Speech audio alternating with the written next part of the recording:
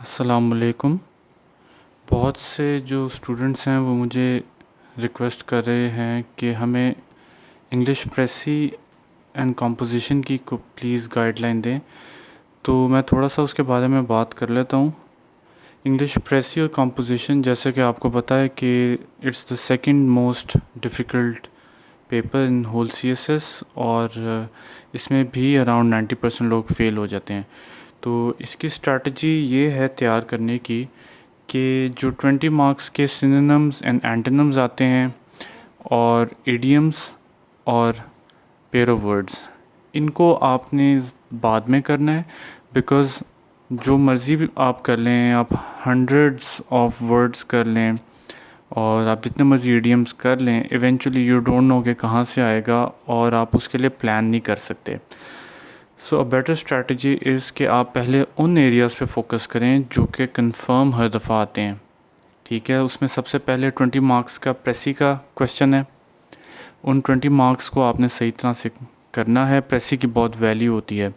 प्रेसी में आपने ये करना होता है, जिन लोगों को बिल्कुल नहीं आइडिया उनको बताता चलूँ कि आपको एक रिटन पैराग्राफ दिया जाएगा। एक भी पैराग्राफ हो सकता है, 2-3 भी हो सकते हैं। उसको आपने पढ़ना है और उसको 1/3 करके प्रिसाइज फॉर्म में लिखना है।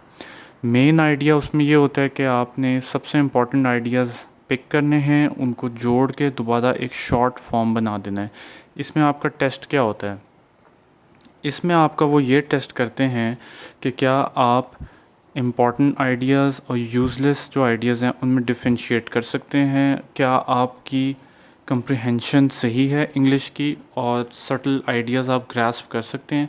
फिर क्या आप एक पूरे पैराग्राफ में से, एक रिटन पीस में से क्या इंपॉर्टेंट चीज़ें एक्सट्रैक्ट कर सकते हैं। इससे आपकी डिफरेंट रीडिंग एबिलिटी भी पता चलती है और उसके बाद थोड़ी सी कंपोजिशन की एबिलिटी भी पता चलती है कि आप क्या दोबारा उसको एक रिटन फॉर्म में ला सकते हैं, रिप्रोड्यूस कर सकते हैं। तो ये प्रेसी में वो आपके टेस्ट करते हैं।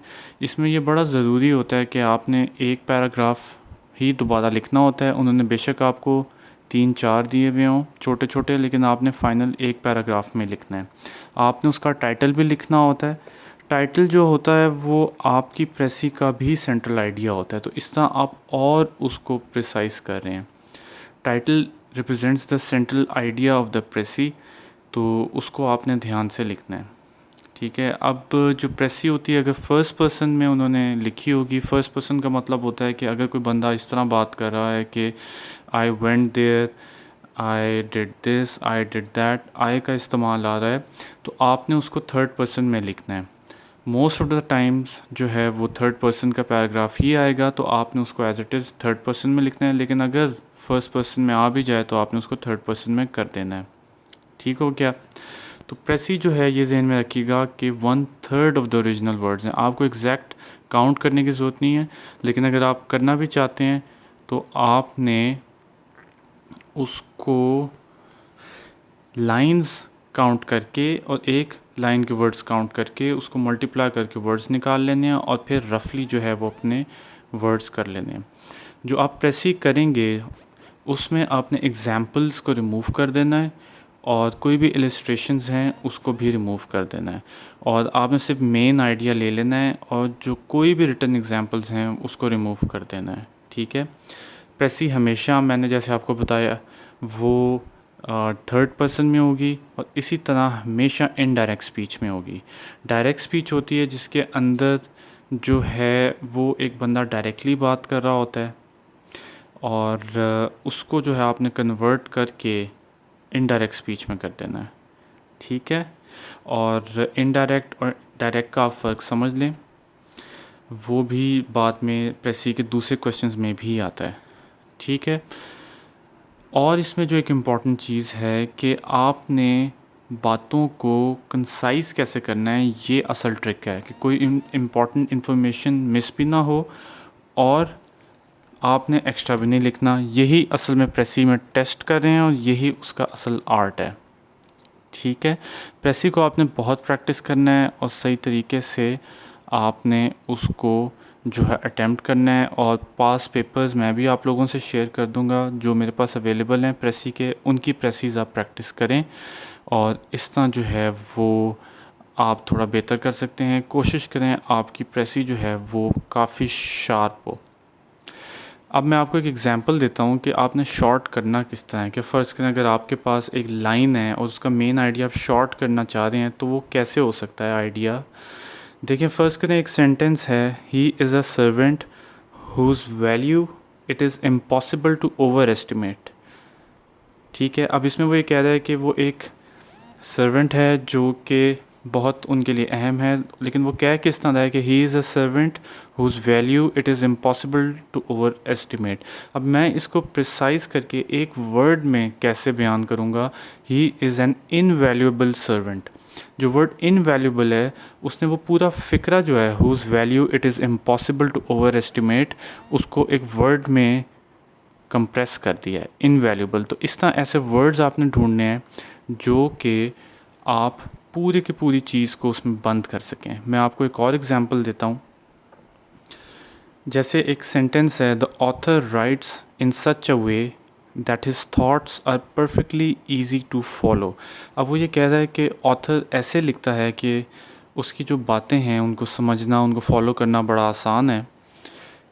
अब मैं इसको एक वर्ड में किस तरह रिप्रेजेंट कर सकता हूँ, तो मैं इसको इस तरह लिख सकता हूँ, दैट ऑथर राइट्स लूसिडली।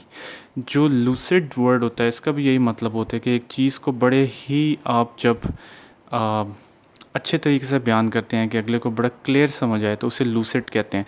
तो जो ये फ़िक्रा था कि in such a way that his thoughts are perfectly easy to follow, ये मैंने एक वर्ड में ले आया, लूसिडली। तो ऑथर राइट्स लूसिडली, एक ये आपने चीज़ जहन में रखनी है कि इस तरह से आपने चीज़ों को कंप्रेस करके बात पूरी की पूरी छोटे छोटे जो वर्ड्स हैं उनमें कैद कर देनी है। तो इस तरह आपका जो प्रेसी का क्वेश्चन है वो हो जाएगा। तो प्रेसी बहुत इंपॉर्टेंट है, उसकी जितनी जो है प्रैक्टिस कर सकते हैं करें।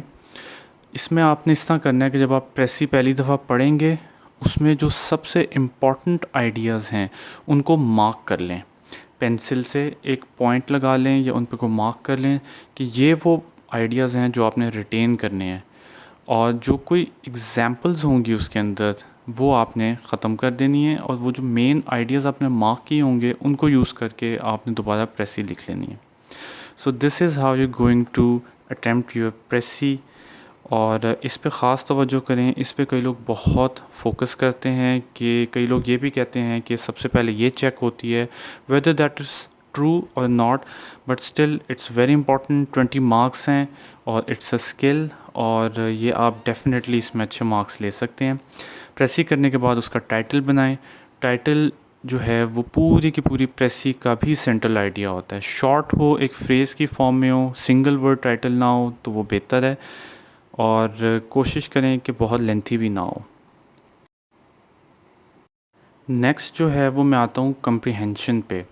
कम्प्रीहेंशन में होता है कि ये भी 20 मार्क्स का क्वेश्चन है और इसमें आपको एक पैराग्राफ दिया जाएगा, एक पीस ऑफ राइटिंग दिया जाएगा, और वो पढ़ने के बाद आपने उसमें से कुछ आपसे क्वेश्चंस पूछे जाएंगे जिनका आपने जवाब देना है। अब कम्प्रीहेंशन करने का ट्रिक ये है, इसमें दो तरीके पाए जाते हैं। एक ये है कि आपने कम्प्रीहेंशन पढ़ने से पहले ही नीचे क्वेश्चंस पढ़ लेने हैं ताकि जब आप चैप्टर पढ़ना शुरू करें तो आपके जहन में कॉन्टेक्स्ट हो कि ये सवाल हैं जो मैं ढूंढ रहा हूँ। एक ये तरीका है। दूसरा तरीका ये है कि आपने क्वेश्चन बिल्कुल भी नहीं पढ़ने शुरू में और आपने बस पैराग्राफ पढ़ना है। कुछ लोगों को वो तरीका सूट करता है और कुछ लोगों को ये तरीका सूट करता है, लेकिन इसमें आपने करना ये है कि जब आप पढ़ रहे होंगे पैराग्राफ तो आपने पेंसिल से उसी तरह डिफरेंट जो एरियाज़ हैं वो उसके मार्क करते जाने हैं, और बाद में आप जब नीचे क्वेश्चंस पढ़ेंगे तो उस मेन पैराग्राफ में से आपके लिए ढूंढना आसान होगा। पेंसिल की सूरत में आपको जहाँ लगता है कि ये एक बात यहाँ पे ख़त्म हो रही है वहाँ पे मार्क कर लें, फिर अगली बात जब शुरू हो उसके एंड पे दूसरी तरह मार्क कर लें। इस तरह आपके पास वो एक पूरा पैराग्राफ की डिवीज़न हो जाएगी डिफरेंट एरियाज़ में, और जब आप सवाल नीचे पढ़ेंगे तो आपके लिए दोबारा उस पैराग्राफ में जाके उनका आंसर ढूंढना जो है वो आसान होगा। अब कम्प्रीहेंशन का जो आपने सवालों के जवाब देने हैं वो शॉर्ट हों, टू द पॉइंट हो और रेलेवेंट हो, और कोशिश करें कि वो ऐसे फ्रेज़ करें कि जो क्वेश्चन पूछा गया है उसको थोड़ा सा दोबारा फ्रेज़ कर लें, अपने उसमें ऐड करें और फिर पूरी बात का जवाब दें। और कोशिश करें कि बहुत लेंथी ना हो, 5 to 6 लाइंस मैक्सिमम एक आंसर में दें, इससे ज़्यादा ना दें। वो सिर्फ ये चेक कर रहे होंगे कि आपको क्या सवाल समझ आया है या नहीं आया। सो बी वेरी केयरफुल। ये चीज़ ज़रूरी नहीं है कि जो क्वेश्चंस नीचे होंगे वो उसी ऑर्डर में हो। ऊपर जो पैराग्राफ में वो आपको कंफ्यूज करने के लिए ऊपर नीचे भी किए जा सकते हैं।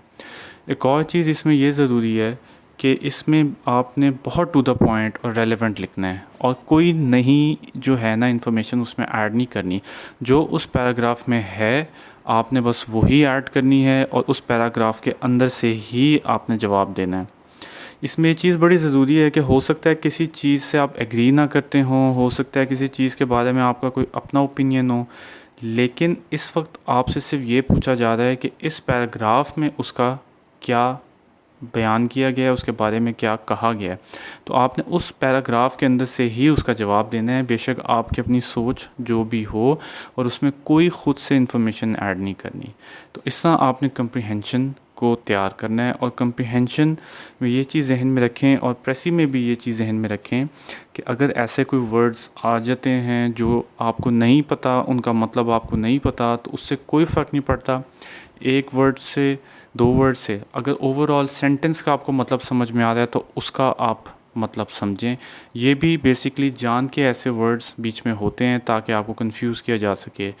सिंगल वर्ड के मतलब से पूरे सेंटेंस के मतलब पे कोई फ़र्क नहीं पड़ेगा, उसको इग्नोर करें और उसके वर्क अराउंड करके उसका जवाब देने की कोशिश करें। फिर एक क्वेश्चन हर दफ़ा प्रेजेंट कॉम्पोजिशन में आता है, सेंटेंस करेक्शन। आपको सेंटेंस दिए जाएंगे, उनमें कोई ग्रामेटिकल इशू होगा और आपने उनको करेक्ट करके दोबारा लिखना है। अब ये 8 होंगे तकरीबन या 7 होंगे, आपने 5 करने होंगे, और ये तभी आप कर सकते हैं जब आपने ग्रामर के रूल्स जो हैं वो सही तरह प्रिपेयर किए हुए हैं, और इनको करने का और कोई तरीका नहीं है। आप एक दफ़ा वो सही तरह कर लेंगे, आप इसमें से 3-4 डेफिनेटली ठीक कर सकते हैं।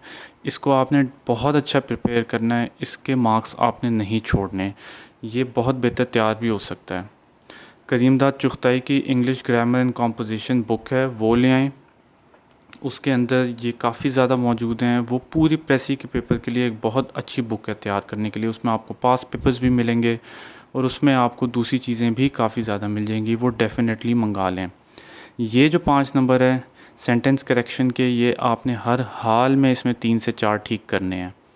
इसके बाद 5 मार्क्स का क्वेश्चन होगा पंक्चुएशन का, और पंक्चुएशन जो है वो भी सिर्फ तभी की जा सकती है जब आपकी ग्रामर पे ग्रिप होगी। उसकी वजह ये है कि बहुत सारी पंक्चुएशन जो है वो ग्रामर के रूल से निकल रही होती है।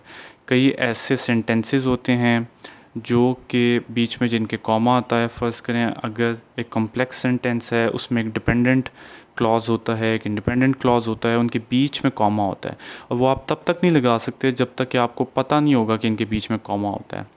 फिर अगर कंपाउंड सेंटेंस है जिसमें 2 इंडिपेंडेंट क्लॉज़ होते हैं तो उनके बीच में भी कॉमा आता है। अगर आपको ये नहीं पता होगा तो वो आप नहीं कर सकेंगे। ये इसलिए बहुत ज़रूरी हैं, ये दोनों सवाल आपस में लिंक्ड हैं। पंक्चुएशन और ग्रामर वाला सवाल आपने बहुत ध्यान से इनको प्रिपेयर करना है, इन पे मेहनत करनी है, और ये 100% जो है आपको इसका जो है रिज़ल्ट मिलेगा। इसके बाद कई दफ़ा क्वेश्चन आता है 1 साल छोड़ के एक प्रेपोजिशन का। प्रेपोजिशंस आपने बहुत अच्छी तरह प्रैक्टिस करनी है। ये रेन एंड मार्टिन की जो बुक है इसमें भी अवेलेबल हैं। प्रेपोजिशंस के रूल्स एज सच उस तरह नहीं होते, लेकिन इनको समझा जा सकता है, इनको प्रैक्टिस किया जा सकता है। यूट्यूब पे बहुत सी वीडियोस अवेलेबल हैं जो डिफरेंट प्रेपोजिशंस में फ़र्क भी बताती हैं और उनको याद करने के ट्रिक्स भी बताती हैं। वो आपने डेफिनेटली याद कर लेने हैं कि लोकेशन के कौन से प्रेपोजिशंस हैं, टाइम के कौन से प्रेपोजिशंस हैं, और उनमें फ़र्क क्या है, किस मौके पे कौन सा इस्तेमाल होगा। ये नंबर भी आपने नहीं छोड़ने। प्रेपोजिशंस 5 मार्क्स से अगर आती हैं 100% उसमें से 3 से 4 आपके ठीक होने चाहिए। आपने किसी न किसी तरीके से 40 मार्क्स पूरे करने हैं without the antonyms, synonyms, idioms and pair of words. इसके बाद जो है वो काफ़ी दफ़ा सवाल आता है डायरेक्ट इनडायरेक्ट स्पीच का। ये आपने बहुत अच्छी तरह प्रिपेयर करना है।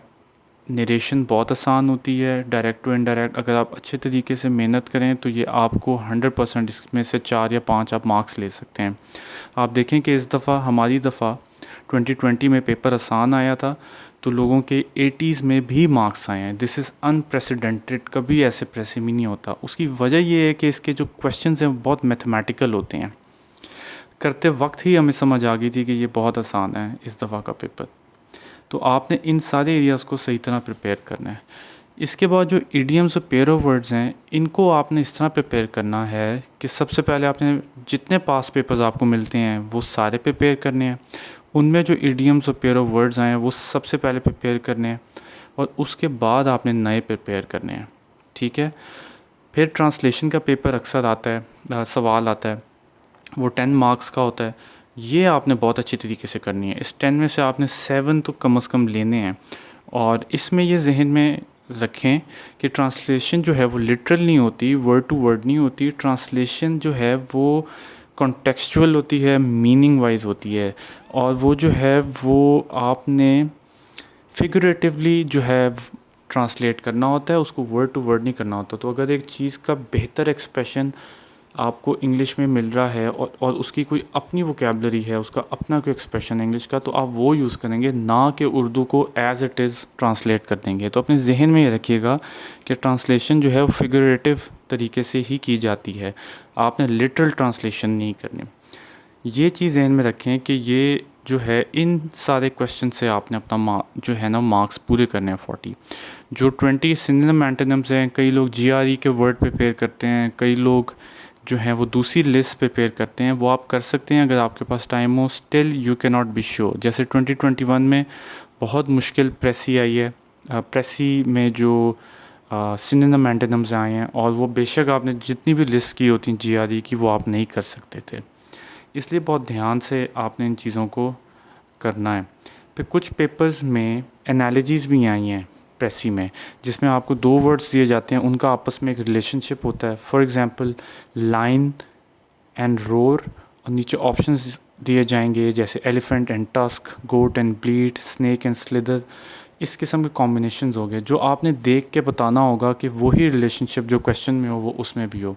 ये भी आपको करीमदाद चुगताई की बुक में मिल जाएंगे और ये आपने उधर से प्रिपेयर कर लेने हैं। ये हर दफ़ा नहीं आते, लेकिन कई दफ़ा ये आ जाते हैं। इस तरह से आपने अपनी तैयारी करनी है और प्रेसी में आपने अच्छी मेहनत करनी है और सिस्टमैटिक करनी है। हर क्वेश्चन को आपने इंडिविजुअली लेके चलना है और उसको इंडिविजुअली प्रिपेयर करना है, और इस तरीके से आपने तैयारी करनी है कि आपने 40 मार्क्स इसमें गेन करने ही करने हैं। और ऐसे और प्रेसी को ख़ास तौर पे तैयार करें, क्योंकि ये ही 2 पेपर हैं जिसमें 90% लोग फ़ेल हो जाते हैं। I hope this was helpful. और जो लोग प्रेसी की गाइडलाइंस पूछ रहे थे उनको शायद इससे हेल्प मिली होगी।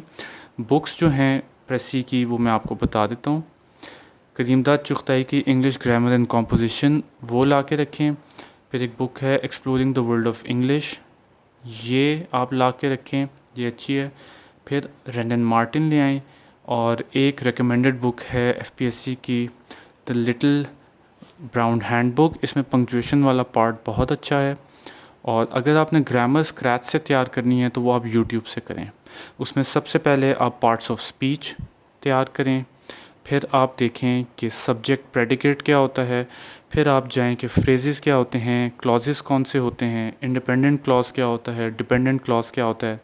फिर आप जाएंगे सेंटेंस टाइप्स क्या हैं, जैसे एक सिंपल सेंटेंस होता है, फिर एक कंपाउंड सेंटेंस होता है, एक कम्प्लेक्स सेंटेंस होता है, और इनकी क्या फॉर्म्स हैं, इनको आप कैसे प्रैक्टिस कर सकते हैं। अगर आप ये सही तरह समझ लेंगे तो आपकी ग्रामर भी बहुत बेहतर हो जाएगी, और उसके बाद जो है वो आपकी एसे में राइटिंग भी बहुत बेहतर हो जाएगी। I hope this was helpful and best of luck.